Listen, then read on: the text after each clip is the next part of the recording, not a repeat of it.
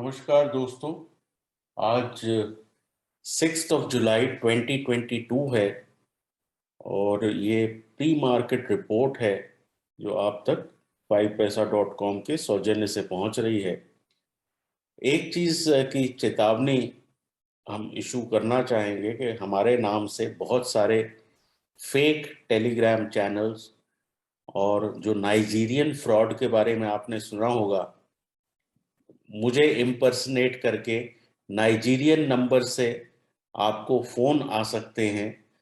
तो please double check करें कि आप किससे डील कर रहे हैं और किसी को भी अपना पैसा पूरी कंफर्मेशन के बाद ही दें।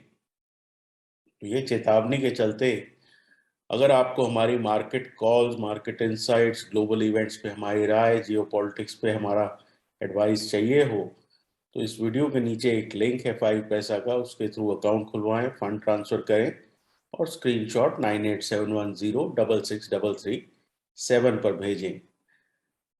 वहां से आपको एक प्राइवेट टेलीग्राम ग्रुप में ले जाया जाएगा जहां आपको ये सब जानकारियां दी जाएंगी।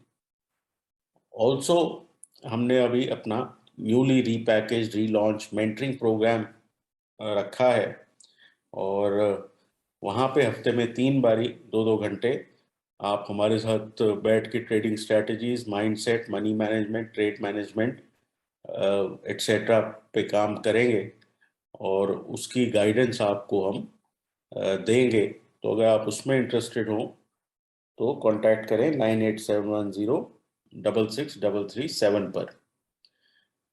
अब बात करते हैं कि कल क्या हुआ और एक थोड़ी सी सिचुएशन कंफ्यूजिंग बननी शुरू हो रही है और इसमें मेरे को कोई शर्म की बात नहीं है कि डिफरेंट इंडिकेटर्स जो हैं अलग अलग दिशाओं में आपको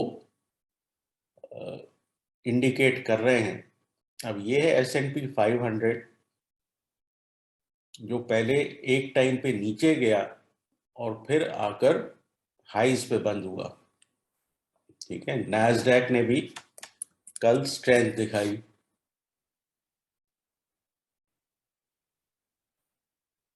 और नैस्डैक भी अपने हाईएस्ट पॉइंट पे बंद हुआ। अब आज एक और इम्पोर्टेंट इशू ये था कि ब्रेंट क्रूड जो है वो काफी तेजी से गिरा और इस वक्त 104.42 पे है। अब ये कमोडिटीज में जो इतना बड़ा डिक्लाइन आया वो आया डॉलर इंडेक्स की वजह से, जो अभी भी 106.45 पे है। अब डॉलर इंडेक्स ऊपर जाता है जब रिसेशन आ रहा हो, लेकिन रिसेशन आ रहा है और उसकी वजह से कमोडिटीज भी गिरी हैं, तो S&P 500 रिकवर होके ऊपर क्यों बंद हुआ? तो ये जो है कुछ कॉन्ट्ररी इंडिकेशंस हैं और इसकी एक्सप्लेनेशन ये है कि मार्केट कॉन्ट्रैक्ट कर रही हैं। जैसे अगर आप यहां देखें,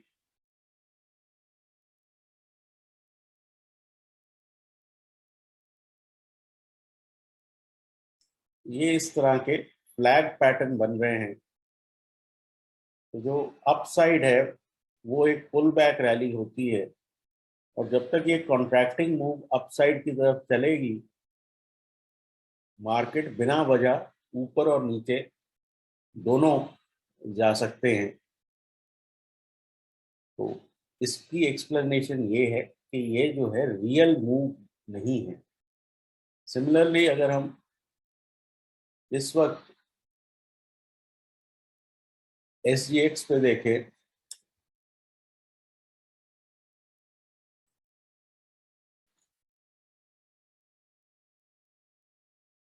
तो SGX इस वक्त 15806 है। ये अभी कुछ समय पहले 15870 पे था और ये इसलिए नीचे आ गया है क्योंकि डाउ फ्यूचर जो है वापस नीचे आ गए हैं।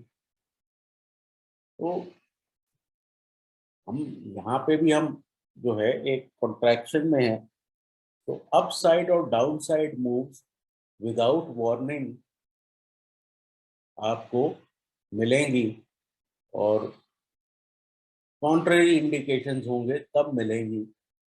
तो अ, इसका सल्यूशन ये है कि मार्केट जब lower end of the range पे हो तब आप बाइंग करें, और जब आपको रैलीज मिलें तो आप सेल करने की कोशिश करें। तो lower end of the range क्या है इस वक्त? वो है 15, 650, 700। और अपर एंड ऑफ द रेंज क्या है? 15, 900 टू 16,000। कल हम देखें तो ये जो ट्रेंड लाइन परसों बनाकर दिया था, ये वाली, यहाँ पे एग्जैक्टली हम इस ट्रेंड लाइन से नीचे मुड़े हैं। तो अगर हमें इस शूटिंग स्टार के नीचे फॉलो थ्रू मिलता है तो हमारा पहला जो डाउन साइड पे टारगेट होना चाहिए वो होना चाहिए 15,680 के आसपास। और उसके नीचे अगर हम जाते हैं तो फिर 15,500 तक हम जा सकते हैं। और अगेन उस 15,500 की मूव का बहुत ज़्यादा मीनिंग नहीं होगा अगर वो 15,500, 600 के कॉन्टेक्स्ट में हो रही है। आज भी लोग, हो सकता है ब्रेंट क्रूड पे बहुत ज़्यादा बुलिश हो गए हों और इसमें इसकी वजह से बाइंग करने की कोशिश करें। अगेन ये इस चीज़ पे हो सकता है मार्केट सस्टेनेबली ऊपर ना जाए, क्योंकि अगर रिसेशन की वजह से ब्रेंट क्रूड नीचे आ रहा है तो वो रिसेशन आपको सूनर और लेटर हर्ट करेगा। इसमें हम एक ट्रेंड लाइन बना के चल सकते हैं नीचे की तरफ।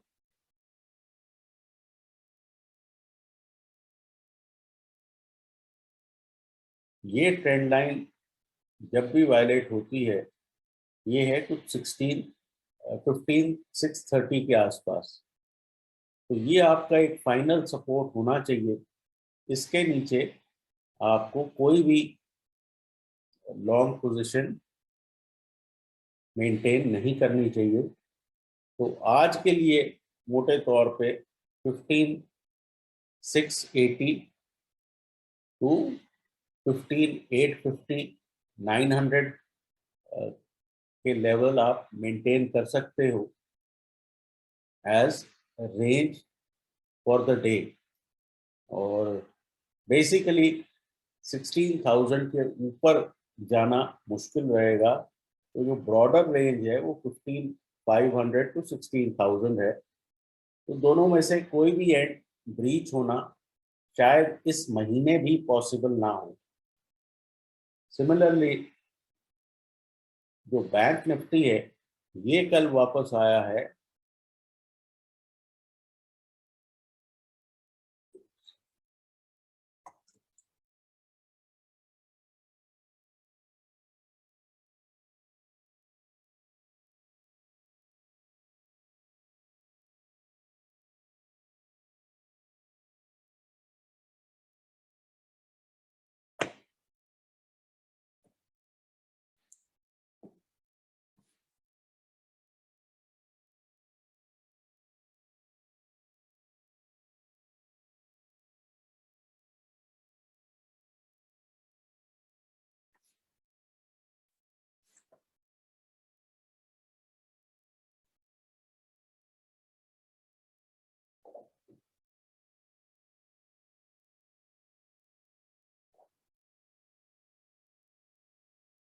ये भी इस ट्रेंड लाइन से वापस आया है जो हमने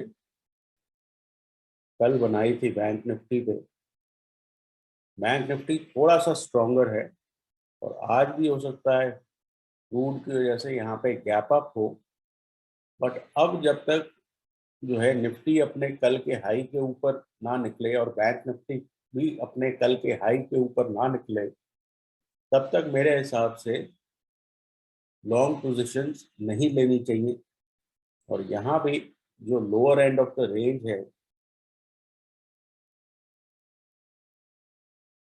जो कि 33,100 है, वहां तक हम फाइनली जा सकते हैं। तो ये दोनों इंडाइसेस जो है एक रेंज में फंसे हुए हैं, और उसमें आपको जो है अपसाइड और डाउनसाइड देखनी पड़ेगी कि कहाँ तक हम यहाँ पे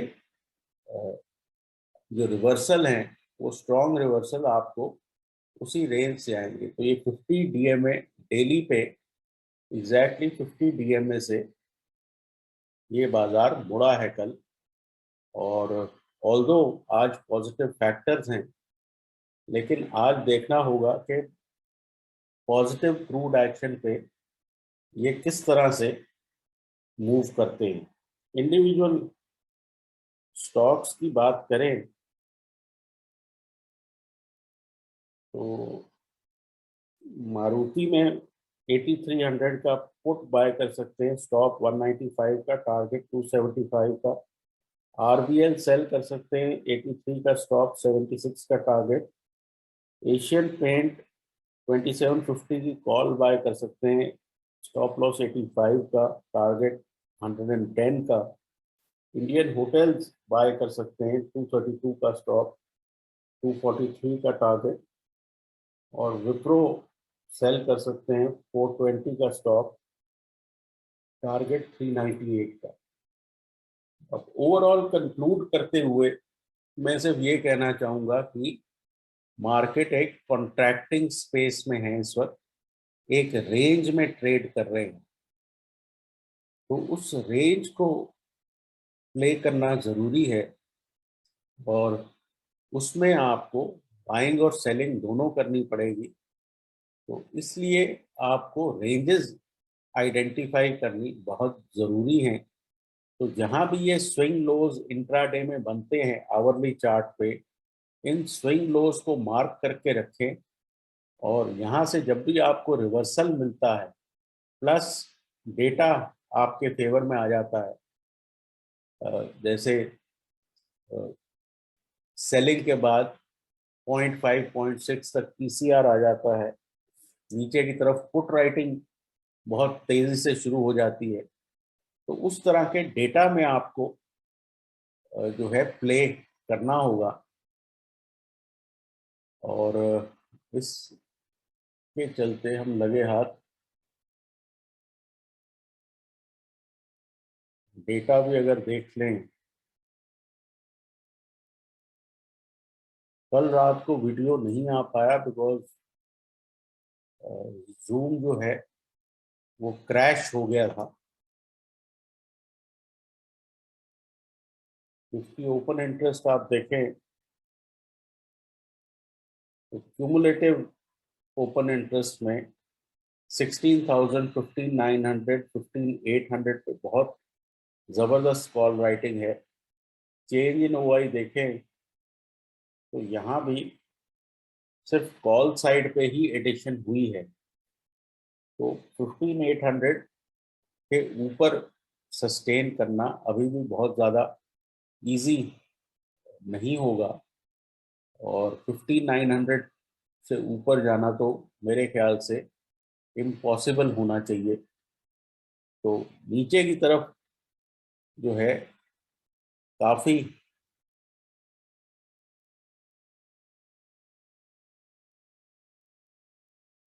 आई थिंक 15,500 से पहले आपको बहुत ज़्यादा सपोर्ट नहीं मिलेगा। यहाँ भी आप देख सकते हैं कि 15,500 पे मामूली पुट राइटिंग थी, तो पुट राइटर कल गायब थे और कॉल राइटर्स की भरमार थी। तो आज ये देखना होगा कि क्रूड प्राइसेस के नीचे जाने के बावजूद क्या हम बहुत अपसाइड देख पाते हैं, क्योंकि पॉजिटिव खबरें जो है बहुत ज़्यादा मार्केट को एक्साइट नहीं कर रही। तो इस तरह के जो है ना लॉजिकल ट्रेडिंग के, ये हुआ तो वो होना चाहिए, वो हुआ तो वो होना चाहिए, वो इस वक्त करने का टाइम नहीं है। यहाँ भी बैंक निफ्टी में 33,500 पे पुट राइटिंग है, 34,000 पे कॉल राइटिंग है, और यहाँ भी आप देख सकते हैं चेंज इन ओआई में 34,000 के ऊपर, 34,000, 34,100, 200, यहाँ पे बहुत ज़्यादा कॉल राइटिंग है। और यहाँ पे नीचे की तरफ almost non existent put writing है। तो काफ़ी ये वन साइडेड डेटा बना हुआ है, तो ये ट्रिकी भी हो सकता है, क्योंकि एक तरफ ये लोगों को ट्रैप कर सकता है, और दूसरी तरफ आपको जो है अ, अगर इस तरह का डेटा हो तो मार्केट में रेजिस्टेंस बहुत ज़्यादा है। तो ये बात ध्यान में रखनी ज़रूरी है कि इस वक्त कॉन्ट्रैक्टिंग मार्केट है, सपोर्ट पर लें, रेजिस्टेंस में बेचें। निफ्टी पे सपोर्ट है 15, 650, 700, और रेजिस्टेंस है 15, 900, 950। बैंक्स पे सपोर्ट है 33, 300, 400, और रेजिस्टेंस है 34,000, 34,100 इंट्राडे के लिए। वैसे रेंज बड़ी है, बट इंट्राडे ये आपको लेवल ध्यान में रखने हैं ट्रेड लेने के लिए। तो फिलहाल के लिए इतना ही। मुझे उम्मीद है आज का दिन आपका अच्छा रहे। Take care and good luck.